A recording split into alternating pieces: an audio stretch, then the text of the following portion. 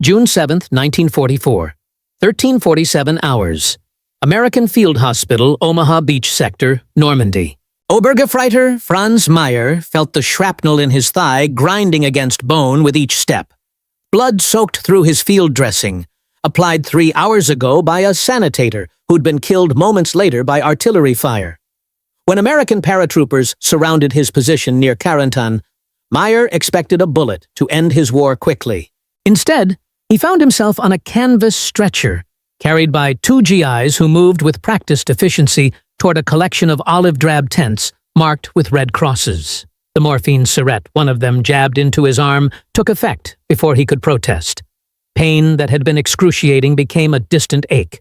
"Easy there, Fritz," said the medic in broken German. "You're gonna be fine."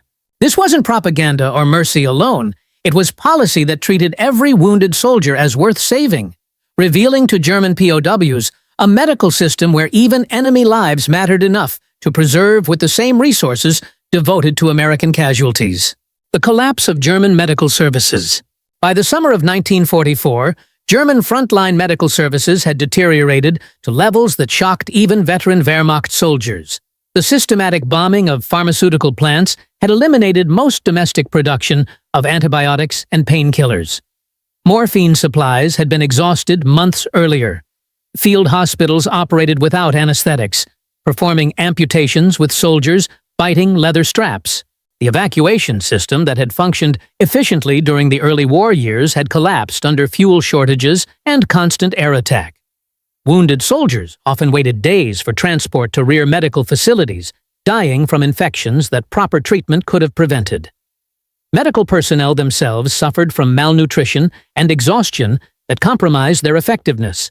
Sanitator Klaus Weber had served as a combat medic since 1941, treating wounded from Poland through Russia to France. His medical kit in June 1944 contained bandages made from paper, ersatz antiseptic that barely functioned, and pain relief limited to aspirin tablets when available. "We did what we could with nothing," he testified after capture. "Bandages that fell apart when wet, antiseptic that was mostly water. No antibiotics, no blood plasma, no morphine. Men died from wounds that should have been survivable because we had no supplies to treat them properly. What an eye swearies."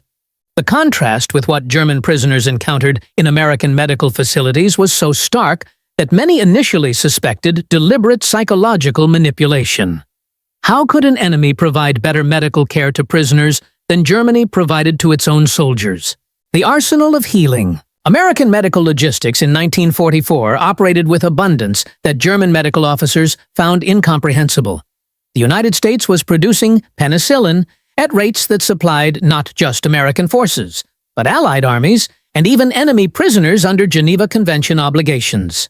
The numbers revealed systematic commitment to preserving life that extended even to enemies. Penicillin production reached 650 billion units monthly by mid-1944. With military distribution prioritized but sufficient for prisoner treatment. Blood plasma production exceeded 13 million units annually, with Type O universal donor plasma available at every aid station. Morphine syringes were standard issue to every medic, with enough supply to treat severe pain immediately rather than rationing for only the most critical cases. Medical evacuation systems moved wounded from front lines to field hospitals within hours, then to base hospitals within days. Dedicated hospital ships and aircraft provided transport that prioritized medical needs over military logistics. Surgical facilities included equipment that exceeded most civilian hospitals in pre-war Germany. The medical supply chain demonstrated industrial capacity applied to humanitarian purposes. Bandages, antiseptics, surgical instruments, and medications flowed to frontline units with reliability that German forces had never experienced. Medical personnel received training that emphasized life preservation over resource conservation. First contact with American medicine. The initial encounter with American medical care consistently shocked German prisoners who had been conditioned to expect brutality or neglect in captivity. The contrast between their expectations and reality created cognitive dissonance that challenged fundamental assumptions about enemy character. Lieutenant Otto Brandt had been wounded by shell fragments during the fighting in the Cotentin Peninsula. His company commander had told the wounded to expect execution if captured. American troops supposedly showed no mercy to SS personnel. When Brandt lost consciousness from blood loss, he assumed death was imminent.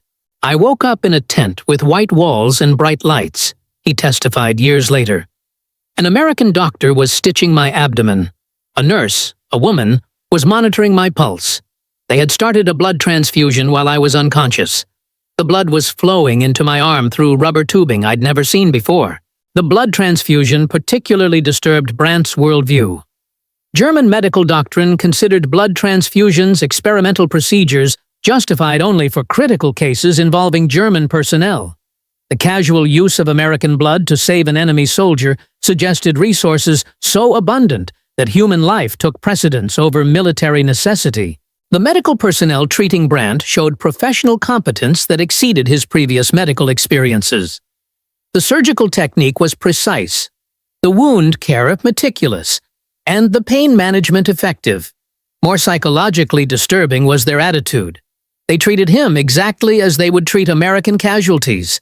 The mathematics of medical abundance. Major Paul Hawthorne commanded a frontline surgical hospital that processed casualties from the Normandy breakthrough. His facility represented American medical capability that operated beyond German comprehension, not just in equipment and supplies, but in fundamental philosophy about the value of human life. "We treated everyone," he wrote in his medical journal. "Americans, British, Canadians, Germans. The uniform didn't matter once they hit our operating tables. The Hippocratic Oath doesn't recognize national boundaries, and our supply situation meant we could afford to honor that principle." Hawthorne's hospital consumed medical supplies daily that exceeded monthly allocations for entire German medical units. Penicillin injections that German doctors reserved for only the most critical infections were administered routinely to prevent minor wounds from becoming serious. Surgical procedures that German facilities couldn't attempt due to resource limitations were performed as standard treatments. The abundance extended beyond immediate medical care to rehabilitation and recovery. American hospitals provided physical therapy, occupational training for amputees, and psychological counseling for traumatic stress. German prisoners received prosthetic limbs manufactured to the same standards as those provided to American veterans. The statistical evidence was overwhelming. Survival rates for wounded German prisoners in American medical facilities exceeded 95%, compared to estimated survival rates below 60% in German military hospitals during the same period. The difference wasn't just medical, it was philosophical and industrial. The penicillin miracle. The availability of penicillin to treat German prisoners represented perhaps the most shocking demonstration of American medical abundance. This miracle drug had been virtually unknown to German medical personnel, who continued treating infections with pre-antibiotic methods that often proved fatal. Corporal Franz Mayer's leg wound had become infected during the 3 days between injury and capture. German medical doctrine would have required amputation to prevent septicemia. Instead, American medics administered penicillin injections that cleared the infection within 48 hours. "I thought they were poisoning me," Mayer recalled. "The injection hurt, then nothing happened for hours. I expected to die. Instead, the fever broke. The wound stopped draining pus, and the swelling went down. It was impossible. Wounds like that meant amputation or death arose." The psychological impact extended beyond individual treatment to broader understanding of comparative medical capabilities. If Americans could afford to use experimental wonder drugs on enemy prisoners, what did that suggest about their overall research and manufacturing capacity? German medical officers who witnessed penicillin treatment consistently reported shock at both its effectiveness and casual availability. Dr. Wilhelm Koch, captured while serving with a Panzer Division's medical unit, observed American medical procedures for weeks before his own evacuation to a POW camp. "They used penicillin like we used aspirin," he testified. "Routine administration for any sign of infection. Cases that would have been fatal in our field hospitals were treated successfully with a few injections. The waste seemed incredible, until you realized it wasn't waste, but abundance." The blood supply system. The American blood supply system demonstrated organizational capability that German medical services had never achieved. Type O negative blood was available at every aid station, with refrigeration systems maintaining quality during transport and storage. Blood transfusions had been attempted by German medical units, but remained experimental procedures requiring extensive preparation and careful matching.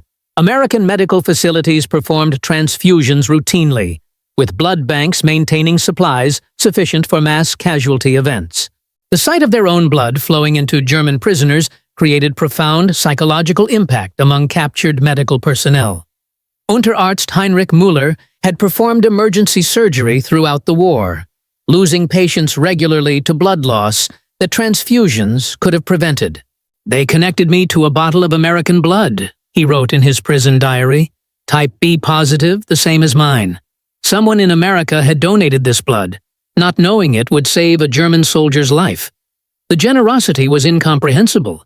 Giving your blood to keep enemies alive." The blood supply system represented industrial medicine applied to humanitarian purposes.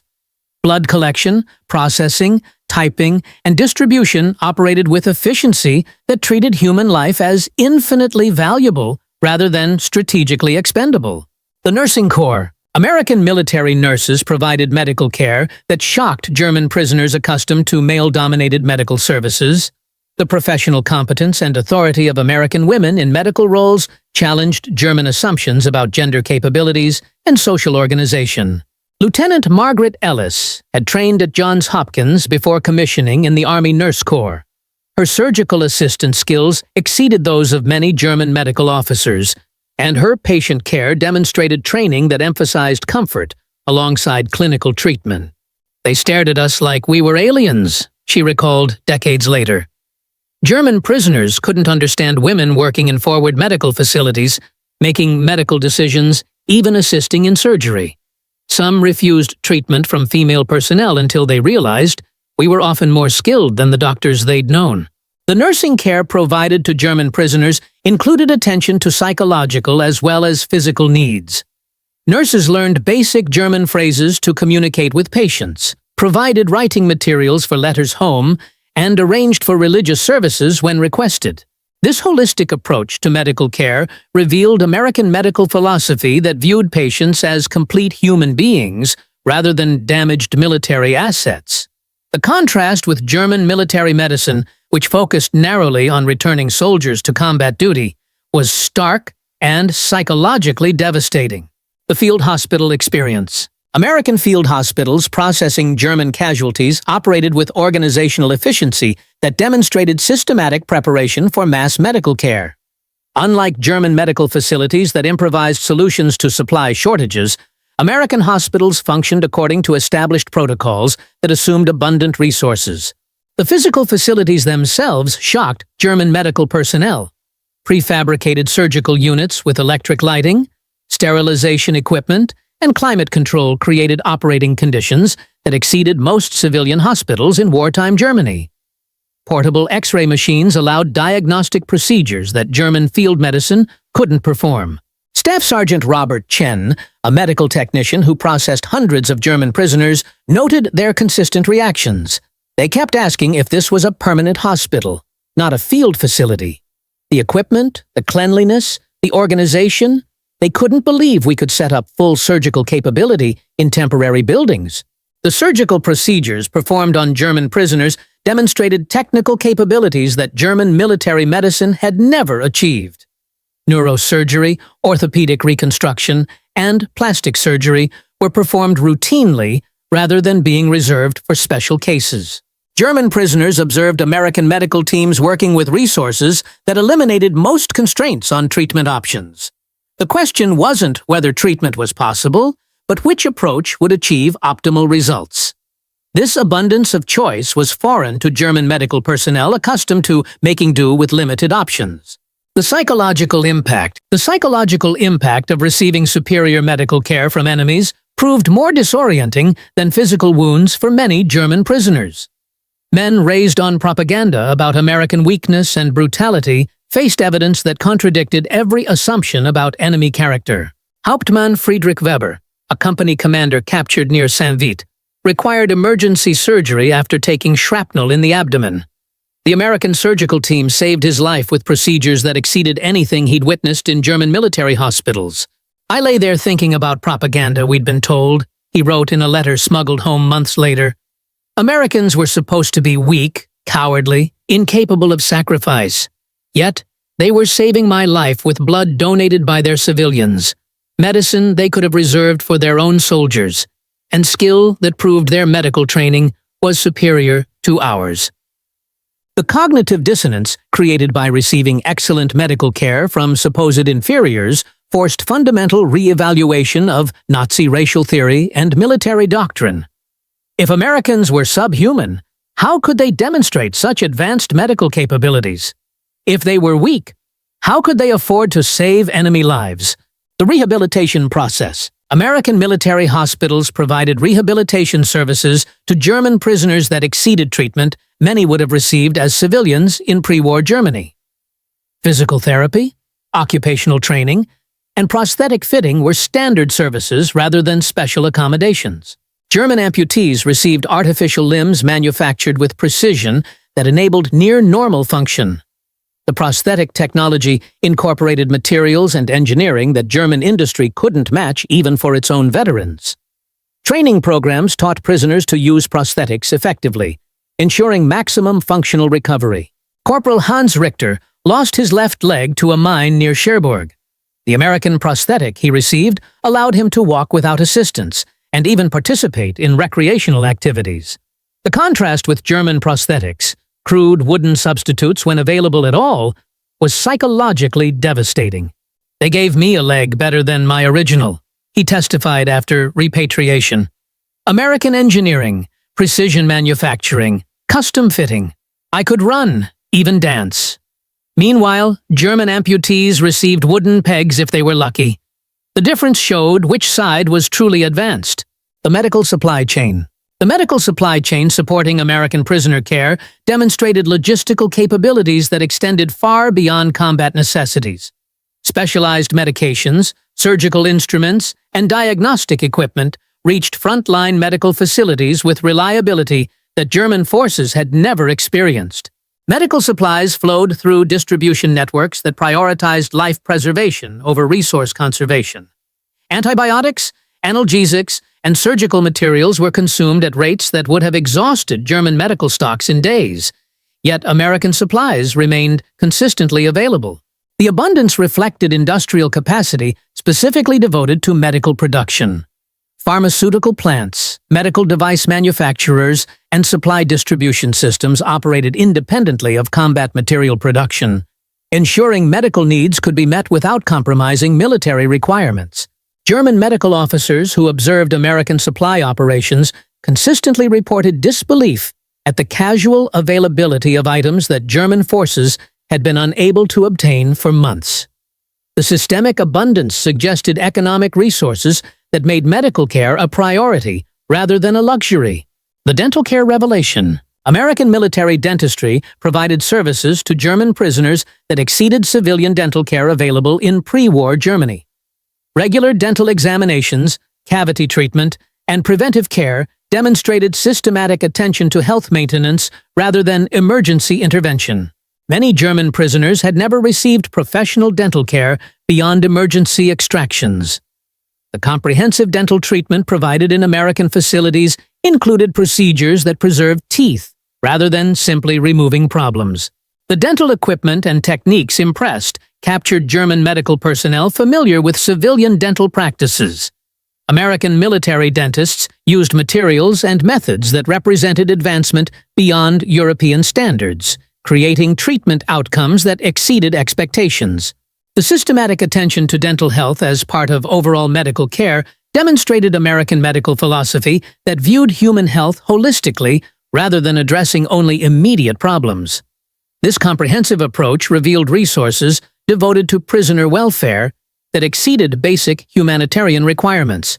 The mental health recognition. American military medicine recognized psychological trauma as a legitimate medical condition requiring treatment rather than discipline. German prisoners suffering from combat stress received counseling and therapeutic intervention rather than punishment for weakness. The concept of treating mental health problems medically rather than as character failures represented advancement in medical understanding that German military culture had not achieved. American medical personnel addressed psychological symptoms with the same systematic approach applied to physical injuries. German prisoners who had witnessed traumatic events received therapy designed to help them process experiences constructively. This psychological care demonstrated concern for prisoner welfare that extended beyond physical health to mental recovery. The systematic attention to mental health needs revealed American medical sophistication that treated human beings as complex organisms, requiring comprehensive care rather than simple machines needing basic repair. The return to Germany. German prisoners returning home after the war carried memories of American medical care that influenced post-war German attitudes toward Allied occupation and reconstruction. The contrast between treatment received as prisoners and conditions in defeated Germany was stark and politically significant. Many former prisoners became advocates for Western medical practices and democratic values, understanding from personal experience that American prosperity enabled humanitarian policies that German propaganda had claimed were impossible. The medical care received in captivity provided credible testimony about American character and capabilities that contradicted Nazi propaganda narratives. Former prisoners served as unwitting ambassadors for democratic values, sharing first-hand accounts of treatment that exceeded their own country's care for its citizens. Effectiveness. The economic foundation. The abundance that enabled superior medical care for enemy prisoners reflected American economic capacity that operated beyond German comprehension. The ability to devote substantial resources to prisoner welfare while simultaneously supporting global military operations demonstrated industrial capabilities that no other nation possessed. The medical care provided to German prisoners was supported by economic systems that generated wealth through productive efficiency rather than resource extraction. This abundance enabled humanitarian policies that would have been impossible for nations operating under scarcity constraints. The final testimony. Decades after the war, former German prisoners continued to cite American medical care as the most shocking aspect of their captivity. The contrast between expected brutality and actual treatment remained vivid in memories that shaped post-war understanding of American character. Franz Meyer, the soldier whose infected leg wound was saved by penicillin, lived until 1987. In his final interview, he reflected, "They could have let me die. My leg was infected. I was just another enemy soldier. Instead, they gave me medicine worth more than a gold, surgery that saved my limb, and care that proved America's strength came not from its ability to destroy, but from its commitment to preserve life, even enemy life." The bedside table in that American hospital, with its Bible, fresh bandages, and steaming coffee, became a symbol for thousands of German prisoners who discovered that their enemy's greatest weapon was not hatred, but humanity.